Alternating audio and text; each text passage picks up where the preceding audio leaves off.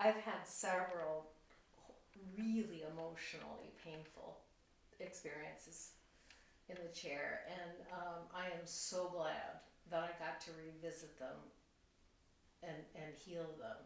But you know, Daryl and I started a year ago, more than 5 years ago.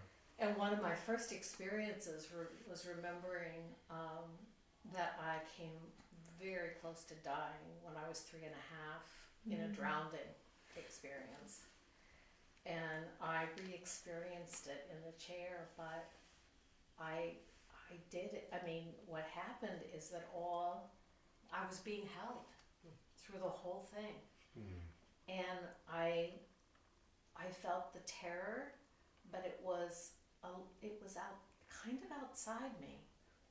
I got in a fetal position, and I wrapped the blanket around me really tight, and it was the first time I knew I had guides and angels, because they all descended around me. Oh my. And I got to feel everything, all the terror, without it being distressing. I don't know how to explain that to you, except that that's what happened. It was all there, and I went through the whole thing like it was a movie. But it didn't, I wasn't upset, my body wasn't upset. I don't know, it's a very odd thing to explain. So But it's just the emotional piece? Yeah, the emotions were there, and I could almost watch them like they were on a screen. I wasn't going through them, and yet I was crying profusely.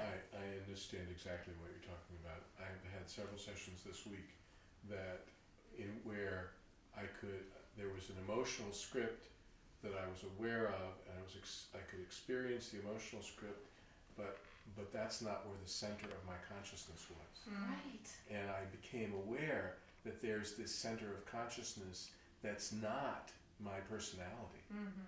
And I can actually drop into that higher level of perception and solve problems from that higher level, and all of a sudden things that before were a struggle become easy.